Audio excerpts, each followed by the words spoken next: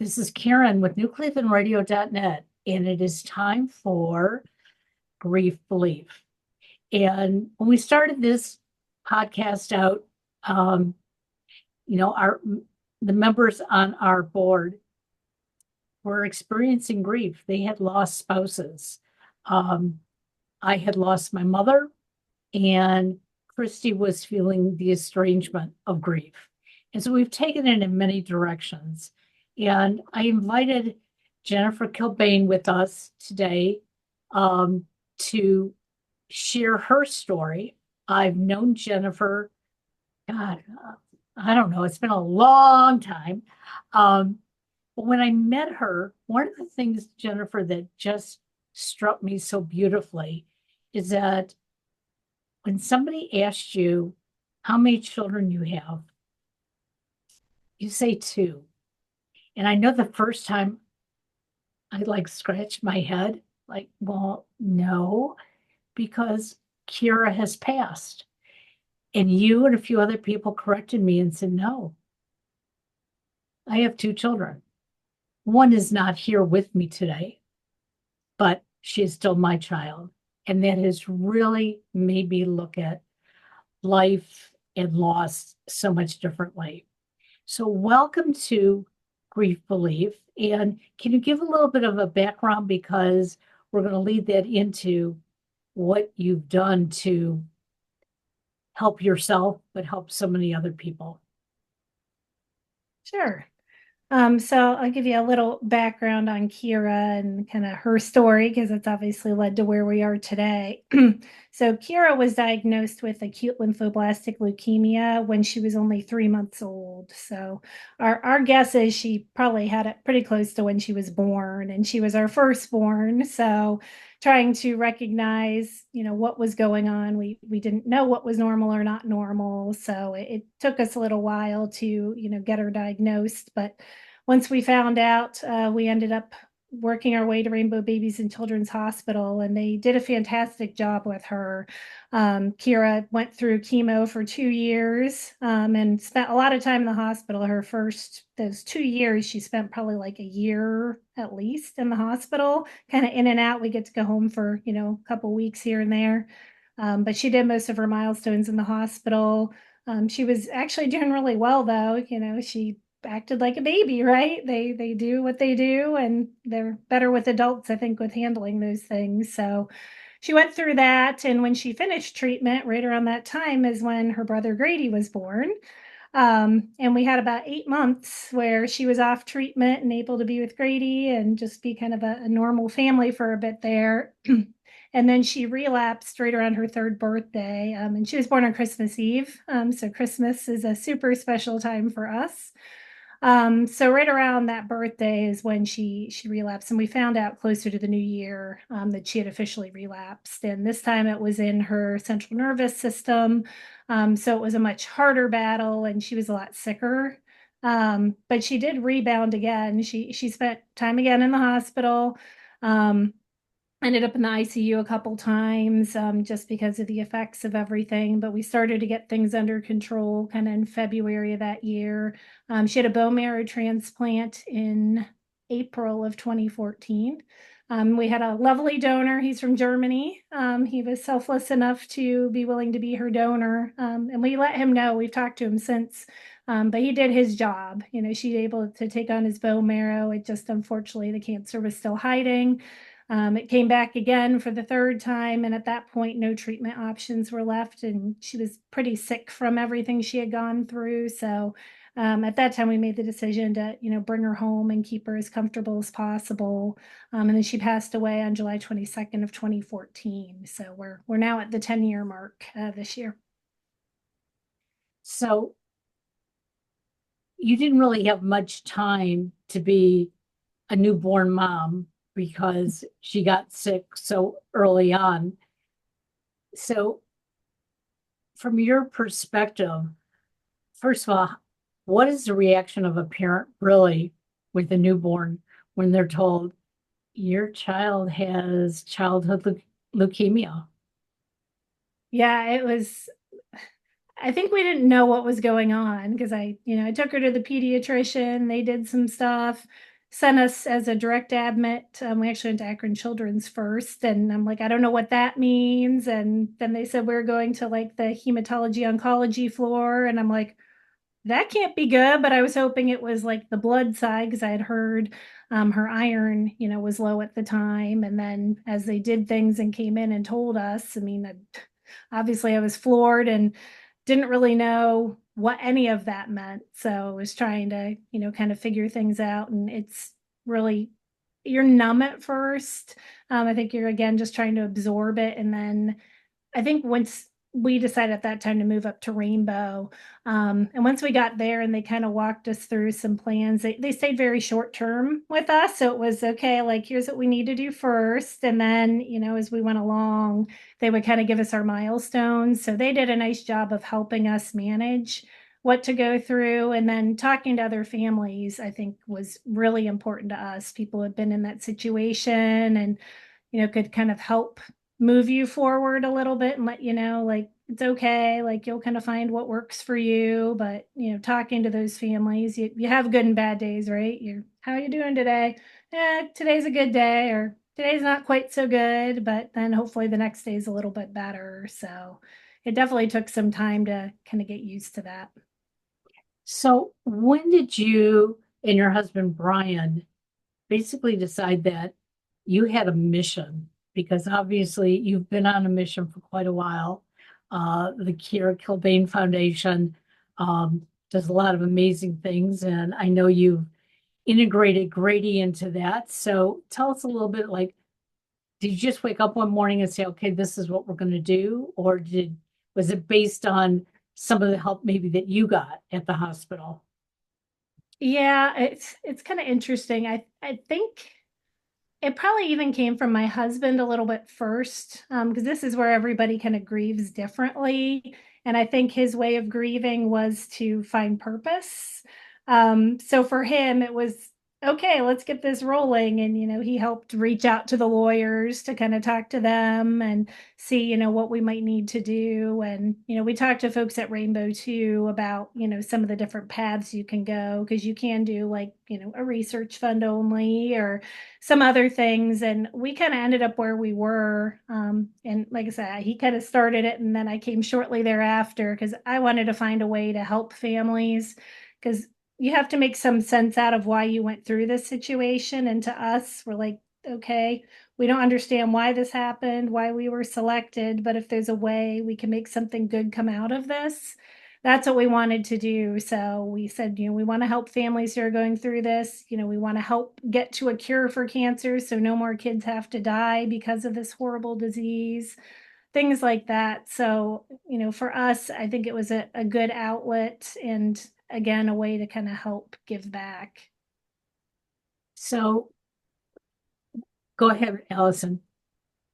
How do you reconcile, how did you reconcile, how do you help families reconcile um, the wanting to be close to that child and also the heartbreak that's coming? And so how do you protect yourself from that? And the circling question of that is you had another child. And so paying attention to the child who was sick and the child who was not sick in a way that had you all love each other without unintentionally pushing anybody out. Yeah. So that's a great point. So with helping the other families, it's kind of interesting. I think early on, because I would follow some stories kind of through Facebook in different ways, how we get introduced to the families. And unfortunately, I could start to see the signs when I thought things were going to go a bad way. Because of my experience, I was always hopeful it might go a different way for some of them. But trying to, support them how I could. And I think when they got to where they were in my situation where their child, had passed, trying to make myself available. Not too many people actually took me up on, talking afterwards, but I always, said I'm here if you need something. Um, I know early on, sometimes it was hard to kind of hear the stories and it would kind of take you back there a little bit. But at the same time, it's interesting because I think for that 3 year period of time with Kiera, I was so ingrained in her care that it kind of kept me in that setting, kind of caring for somebody else. So I was able to compartmentalize, I think, a lot. Because having a young child, I couldn't show as much emotion while she was going through it. I didn't cry a lot for, 3 years while she was in treatment. I think it took me a while after to kind of like drop that a little bit. So I've been able to kind of work around that, and I'll hear the stories of other families and like my heart breaks for them, but at the same time I guess it gives me more purpose too, because it reminds me like it's still happening, and what we're doing is helping families. So that's been important to me. And then to your point about having another child too, I said Grady gave me a lot of purpose after everything, trying to refocus to live for him. And I kind of got to the point where I felt Kiera really loved Grady. Like they had a very special relationship, even though they were both so young. He always seemed to kind of keep her going. And I kind of felt like in the end, like she was trying to free him too by not being here. That, Grady was in the bubble because she was, we had to watch out for germs. So I think there was just that, love from her that we felt too, that carried over. And, it was always hard because we were torn between the hospital and home when she relapsed. So trying to find time with Grady so he didn't feel, I guess, ignored. And we conquered and divided a lot. Like that time, my husband would be in the hospital for a couple days and I would be home, and then we'd switch. But we found that actually worked well for us because we would be better for both kids. If you're in the hospital a long time, it's obviously very draining and hard. So I think coming home and kind of refreshing helped make that a little bit easier. So I think that made our family unit stronger because of, how we had to do it. It's the conquer and divide, but come back together to support each other too. Well, and you also have great family members, okay, that are very supportive. And even though they were going through a lot of the same pain that you were going through, um, they hid it as much as they could. So they could be there for you and Brian. They could be there for Grady, and they could be there for Kiera as well. And, I've met them and I keep in touch with them on Facebook, and you can see that they created a purpose for themselves as well. It's like we didn't we didn't lose a granddaughter. We have a granddaughter, and there's a purpose of what we're going to go through going forward. So when you started the organization, um, and I know starting a nonprofit is not easy, and there's a lot of red tape to go through, but your main purpose was to help families. Okay. How did the families initially respond? Because, like you said, some of them don't even want to talk about it. Yeah. So we were lucky because early on we were able to get access to go on the inpatient unit. The rules kind of tightened down, especially with COVID. So we haven't gotten to have that on-site presence much anymore. But at that time, we actually did like a Thanksgiving dinner and got to talk to some of the families. And I think at that time we didn't necessarily get into Kira's story per se, because obviously if somebody's currently going through it, they don't necessarily want to hear your kid didn't make it. Right. But at the same time, I know when I talk to people about that, and I was talking to some grief counselors at the time, they said sometimes it helps other families too, because they see you can still function kind of on the other side of things when bad things happen. And I thought that was kind of interesting. So I'm kind of afraid sometimes to say something because I don't want to, make it harder on a family that's going through it. But I think if you let them know you've kind of been through, similar situations where you've just been in the hospital a lot and, had a sick kid, a lot of times that's enough to let them know you have that commonality and, to be able to form a bond. And we've been able to talk to families since then too. Like there's some who have supported the foundation since, so maybe their kids completed treatment and they wanted to give back. So they've done some things with us or come to our events. So that part's been nice to kind of see things grow and see that we've been able to make an impact where people want to stay engaged with us. And I see that, Grady, again, has been very involved, especially, what is it? A couple years ago, he did a bake sale to raise money so he could take that money and go buy toys for the kids on the ward. So he has a great sense of, that he's out there helping. Um, and I remember when I first met him, um, he was telling me about his sister, and they would call her Kiki, and that is my nickname. And I thought he was talking about me, and I was sitting there a little confused. And I whispered to your mother-in-law, Linda, how does he know my name? And she goes, what are you talking about? And so when she explained it to me, but he has such a good natural feeling about his sister. And that is amazing, because my mother-in-law had a child before my husband was born, and he passed away a year before my husband was born. And my husband was always compared to Bob. So it was never like, this was your brother, but it was like, this was your brother and he could do this, this, this, and this. And it was not a comfortable feeling. In fact, my husband ended up going through therapy late in life because he resented this brother of his who he never knew. And he did that after I started telling him about Grady. And it was like, if my mother had only done that. But then you think about that in the 40s and 50s, that's not how we were ingrained. Tell us about the foundation. Yeah, so we did found the foundation in 2014. So we actually got things up and running pretty quick. Like I said, Brian, that was his like mission to get up and going. So that hard work paid off. And what we do, we have kind of three main areas of focus. So we help fund research. We actually have a research fund set up at Rainbow that helps support. Ideally, that focus is in leukemia, but we have supported other areas just because there can be a benefit from any type of cancer research kind of across the board. So we've helped support research. We also help support families while they're staying in the hospital. So we've done that through, as you talked about, like toy donations. We've done like lots of Lego, arts, crafts. We've done meals. So our tradition now has been we do Easter. So we do an Easter meal, we do an Easter egg hunt, and Easter egg decorating because Kiera loved Easter. And we wanted to make things a little bit happier at the hospital and a little more normal for folks.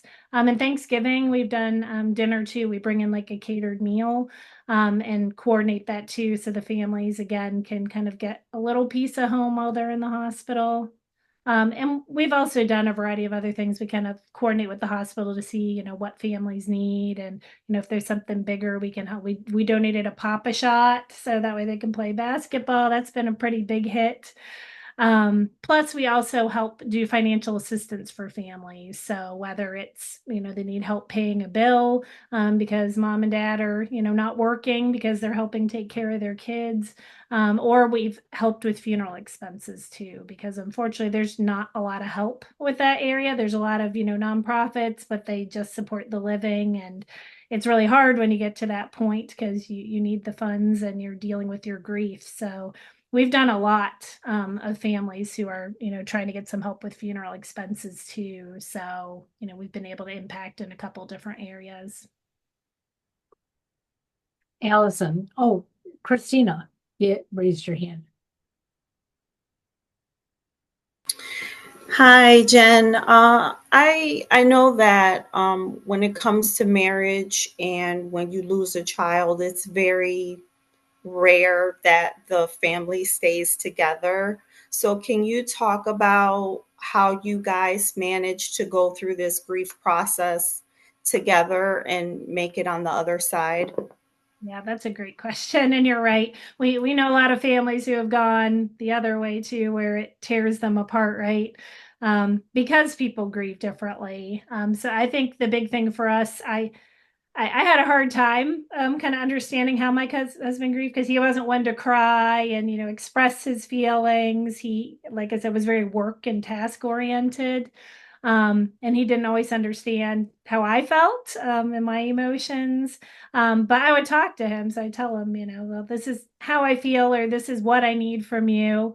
And he was able to help support me that way. And then I also found other ways for myself. Like I said, I talked to a counselor. He didn't feel he needed that, but for me, I was like, it doesn't hurt to talk to someone, so I'll see if that helps. And I also had my childhood priest actually reached out to me, and he dealt a lot with death and dying. That was like a specialty he dealt with at the university. So he would call me like once a week just to, check in. And, sometimes I wasn't up to talking, so I'd send him an email to kind of get out what I was feeling.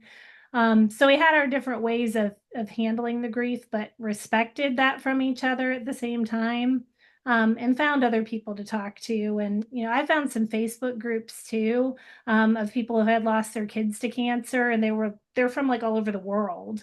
And there were a lot of people who would put comments in that were the way I felt.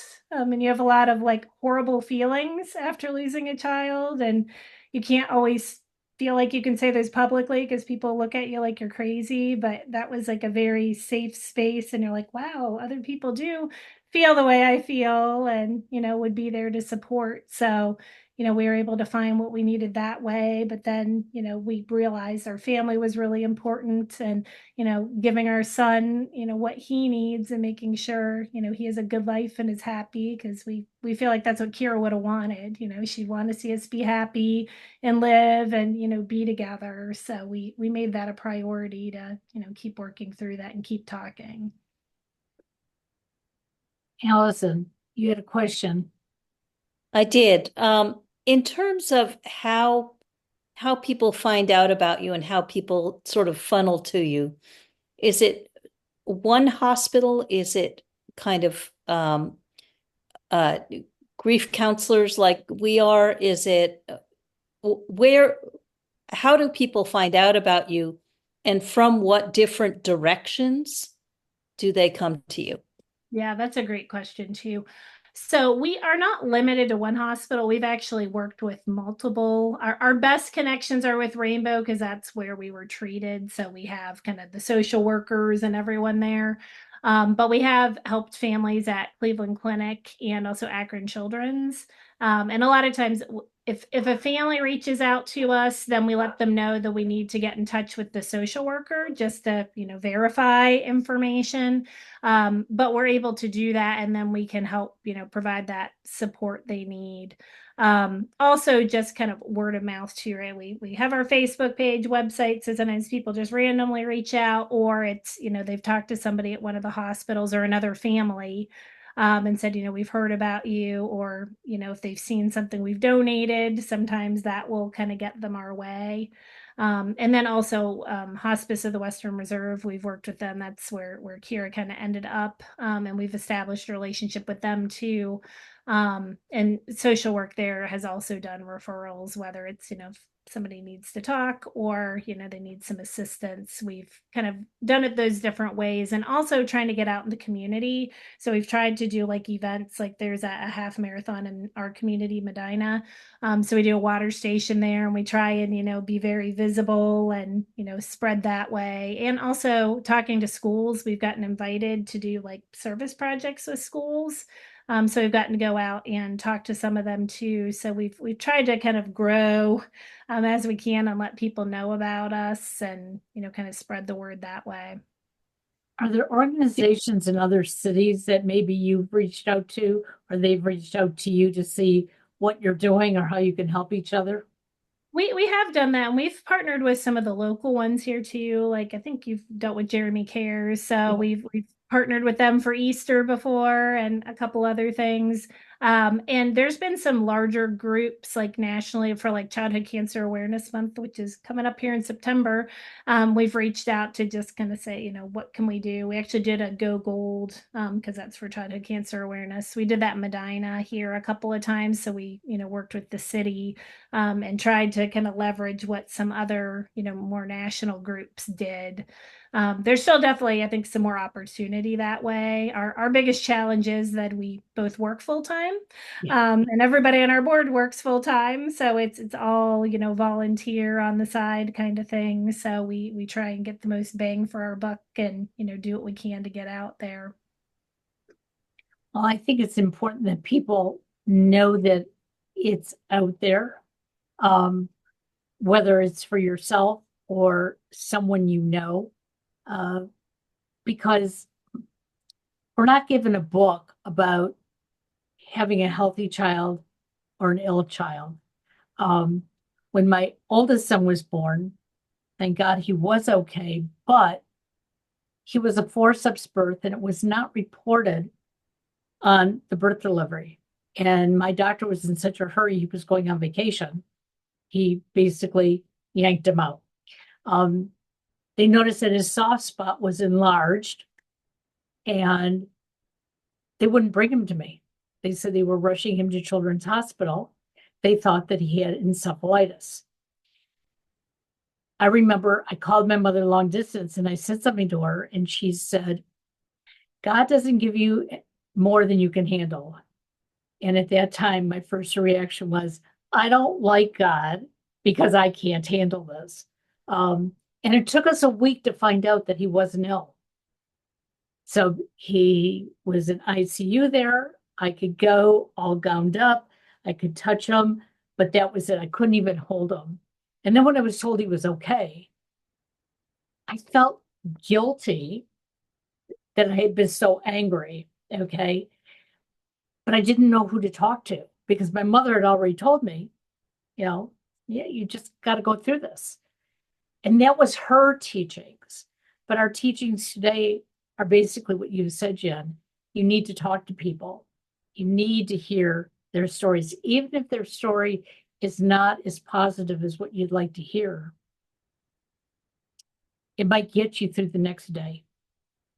And it sounds like that's what you and Brian have created. Yes, that's definitely been our goal. Like you said, it's not always a happy story, but I think the families that bottle it up, and we said that even during treatment, even if the kid's okay, those are the families that seem to struggle the most. And that's when the marriages fell apart. I think when they didn't communicate out to folks and let people help them or, get support different ways, it just closed off. I think getting that support from people, there's a lot of people who want to help.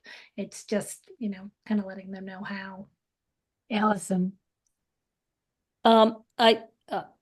You've brought up, and pretty much everyone has brought up, communication. And I think that there's the communication within families. I also think there's the communication within these big systems, hospitals, like who do you talk to for what? How do you get the information? Because the systems are very often not set up to talk to each other. And so do you help in any way to have people navigate the really complicated systems that are even more complicated when you're grieving? Yeah, and that's where I've tried to kind of let folks know different things to do. Because you're right, like the hospital systems don't always, I think, know how to support or, to get the word out and to get to the right person. So I think having somebody who's been through it themselves and can say, like, yeah, here's your resources. Whenever I've talked to a family that's been referred over through hospice or, whatever means they got to us, I do typically send them like a letter that, it's here's your support from us, but then I send something from myself saying, like, I'm sorry you've had to go through this. Here's my information. If you want someone to talk to, totally get if you don't want to. And then I let them know some of the resources that I found helpful. Like I said, some of these Facebook groups, if you want to be kind of more anonymous or, if that kind of thing works. And then I also kind of let them know, some of the people, that I've been able to talk to or groups that are available that way and, try to help from that perspective. So I think there's still a lot more that could be done in that area too. I think there's always opportunity, and it's that, yeah, how do you connect people and let them know, you're there, or, there's this great resource that could help them, but nobody knows about it.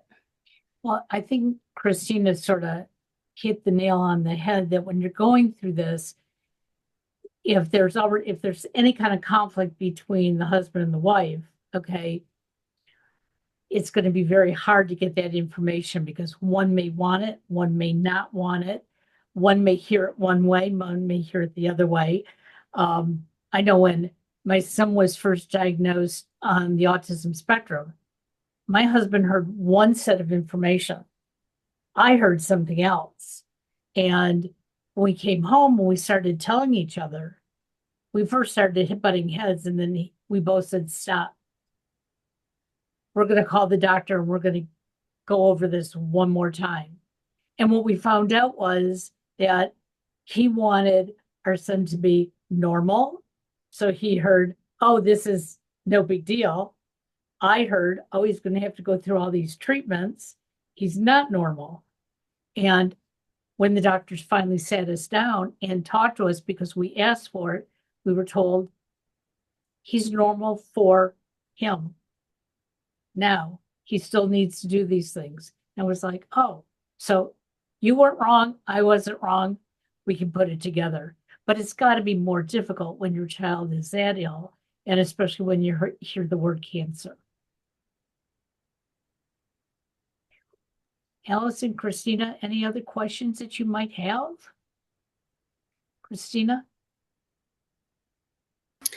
Is there anything when you were going through this process that you wish that you had, give it, the hospital system or anything like that, as far as you wish things would have been done a little bit better?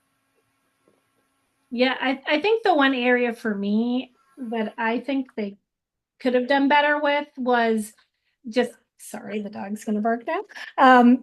Getting more of that support, like emotionally, because there really wasn't anything as a mom or dad. Like, you're taking all this in, and the staff would be good at supporting, but outside of that, I remember asking a couple times, like, is there somebody I could talk to? But like, it never made it back to me.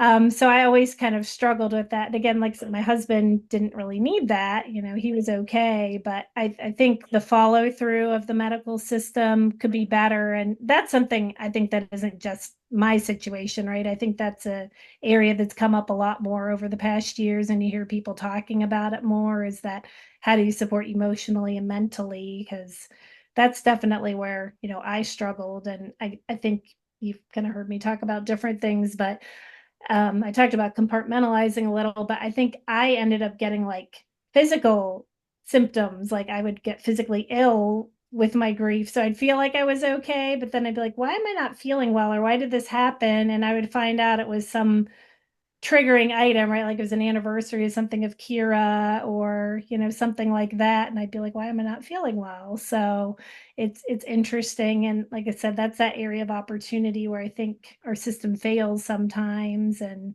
I'm hoping now, 10 years later, maybe there's some better support for families, that some things have been put in place. But, at that time, it was definitely something that, could have been a little better. And I also think that it may be difficult for the family if you're being sent to therapy, because these are emotional feelings. You don't need to dig down to when I was 5 years old, okay? And that's why I think the coaches that are out there are so supportive and can be, because there's no judgment. And we all know that there's no timeline for grief. And like you've said, we all grieve differently. And I think the community has to understand that, because if they see you walking into the grocery store with this big smile on your face, but your daughter's in hospice, people are going to wonder, what's her problem? Well, you know what? It's not her problem. Okay. Maybe being at the grocery store right now is the best thing for you, and it's making you smile. And that's okay, because you need that to be strong for your child. Alison, you had a question. Yeah, I was going to say, were there any, so self-care is a buffer in these times? Were there any self-care practices you or your husband or you did with Grady, or you did with Kiera, that helped you make it through this time? Is there anything that you can tell our audience that really worked for you, or that somebody told you about that didn't work, that kind of thing? Yeah, that's another great question. Just for myself, what I did, thankfully, the hospital actually had an exercise room that was available. And I'm an exercise physiologist by trade. So for me, being able to like go walk on a treadmill or something just for a little bit to kind of, clear my mind, and exercise obviously has a lot of benefits, right? That was something that helped me, and the staff was able to help like watch Kiera while I would do that, or when she was a baby she was sleeping, so that kind of worked okay. But then us as like a family, a lot of things we would do like just to get by in the hospital. We got lots of movies, we had an iPad. Like for Kiera, like people might give funny looks, and I got them, trust me. Because she'd be, a young kid on this iPad, but I'm like, that was her like escape from what she was dealing with, right? And that's where I think it's easy for people to be judgmental about those things. But like for her, I'm like, that got her through, various procedures and chemo and not feeling good. So if, watching Mickey Mouse made her day, that's what we did. And same with, we bring Grady into the hospital, and they were playing, like we had some toys and they were doing things, and, puzzles, and, trying to do some things that, again, like normal kids would do. And the hospital is pretty good about like getting donations, which again is kind of why we did what we did, because we get like Legos or some of her favorite toys, and we decorate our room. Like we brought in Hello Kitty was a big thing for us. So we had like wall stickers, and we actually brought a shower curtain. So we tried to do some of those things to make things, a little more normal. Um, and my husband did a lot of the same too. We bring in our own food, and, have that stuff prepared. So that way, it wasn't just hospital food. You try and again make things as normal as you can for a normal situation. Yeah, I think that that's really, really an important point, to anchor yourself in kind of who you are beyond the situation. So there's this situation that's going on that you're all navigating as best you can, but that's not all that you are. Yeah, that's right. And I think the other thing I didn't mention, like, so we were still working. Thankfully, our jobs were really good, about everything, and we were able to like work from the hospital. So I think for me, they gave us the flexibility to work, how much we could, but working was also good for me because it gave me something kind of normal to work on and be a bit of a distraction. So I think that's where everyone's different on what works for them, and, finding that right balance. And to some people, hearing you say that you're normalizing it may sound like you're giving into it, but in some ways, that made it better for you rather than just sitting there, you know, staring at her. Okay. But by bringing in things that would make her feel comfortable, and when she was comfortable, that you all were comfortable, makes a big difference. And I think as humans, we don't realize that when somebody is sick, we have this sterile thing that this is the way they're supposed to be. And that doesn't make them any better. And it doesn't help the family as well. So give us a little bit of an update. You've been doing this for 10 years. I know that you've done 5K in the past. What is your big thing that you do now? Do you still do the 5K, or are you doing something different? Yeah, great question. So we COVID kind of messed up the 5K thing. We haven't really researched, we've kind of talked about it here and there. What we kind of moved into was we did a watch party. So we picked like either the Ohio State Buckeyes or the Browns football, and we had that be kind of like our event, and then we'd raffle off the TV and things like that. So we kind of picked one core thing for the last couple of years. And this year we actually partnered with a group that does a golf outing. They've done it like 22 years. And they worked with us, and that was actually going to be our main event this year because we were kind of tired. Yeah. It gets hard after a while, Yes, as you it does. said, like doing your own thing and hitting 10 years.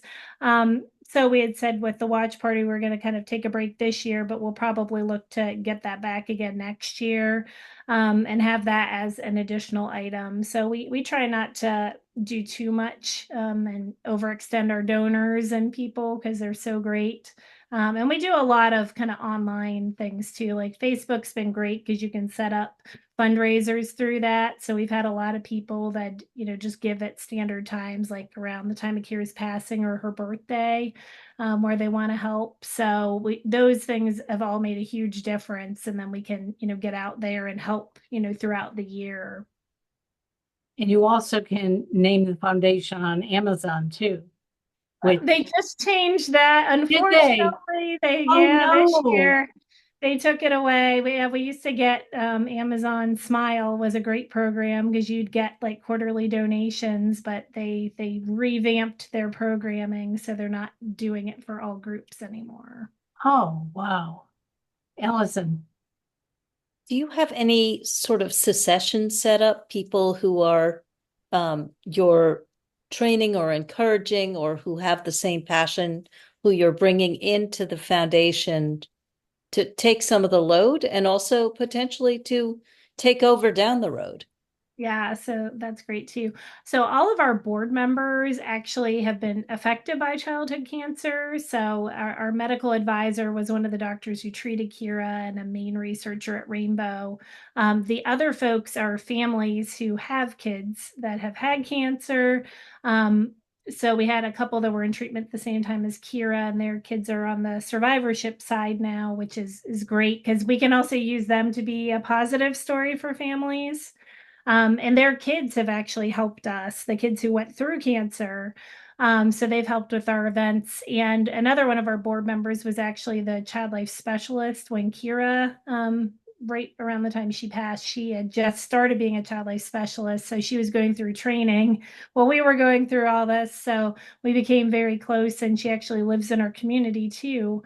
So she's taken a lot of efforts to try and help, move us forward too. So we've had folks who have helped us, through our board. And honestly, Karen kind of talked about Grady. Grady is now getting to the age where he's doing some things himself. Like he's taken on this lemonade stand for Childhood Cancer Awareness Month. He organizes it. The only thing I do is like help him set it up and help get the word out. Outside of that, he's doing it, and he's super creative.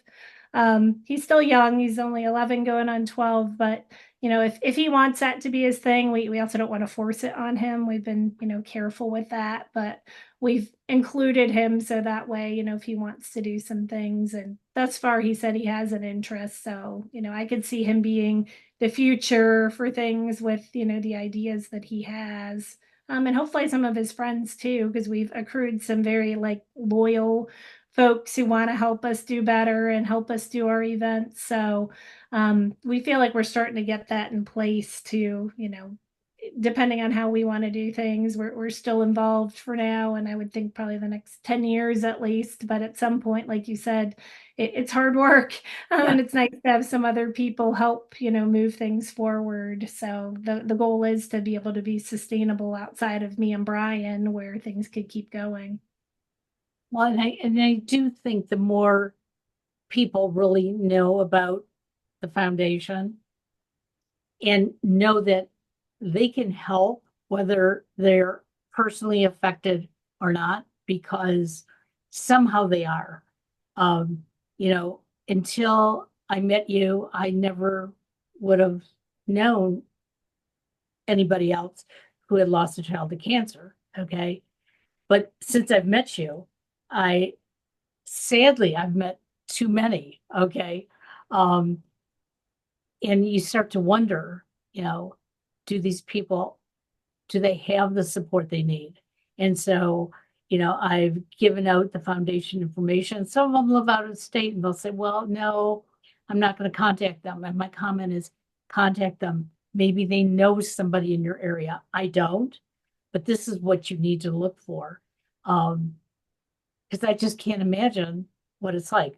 I know what I went through for 1 week, not knowing if my child was healthy or not. Okay. And I had nobody to talk to.